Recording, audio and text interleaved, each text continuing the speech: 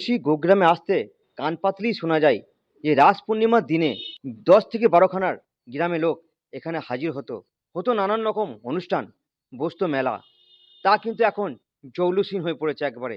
আর ফিরে পেতে চাই সেই মন্দির আগেকার মতন জৌলুসের আর লোকের সমাগম, তা কিন্তু একেবারেই নেই।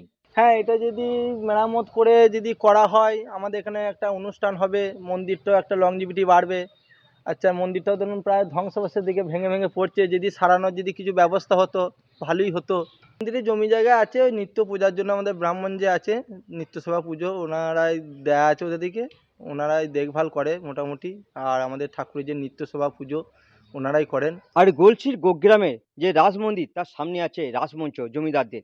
আর সেখানেই হতো বিভিন্ন যাত্রা, হরিনাম কীর্তন, বিভিন্ন গ্রামের লোকেদের বিভিন্ন অনুষ্ঠান। তা কিন্তু কালের নিয়মে তা এখন ইতিহাস।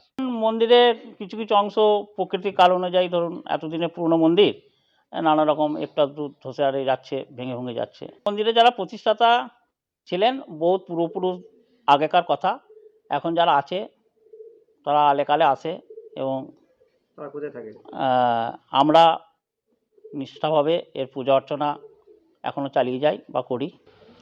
মন্দিরের কাঠামো এই যে নানা রকম প্রকৃতির কারণে ধস বা দু এক জায়গায় ভেঙে পড়ছে, এর রক্ষণাবেক্ষণ করার ধরুন সেরকমভাবে আর্থিক মন্দিরে কিছু আয় আছে?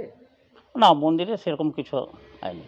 পূজা অর্চনার ব্যাপারে কিছু এই আয় পূজা আছে। অর্চনা আর মন্দিরে হচ্ছে তোমার চক্রবর্তী পরিবার। চক্রবর্তী পরিবার। এই মন্দিরের ট্র্যাকচারটা বিষ্ণুপুর ঘরানা, হ্যাঁ।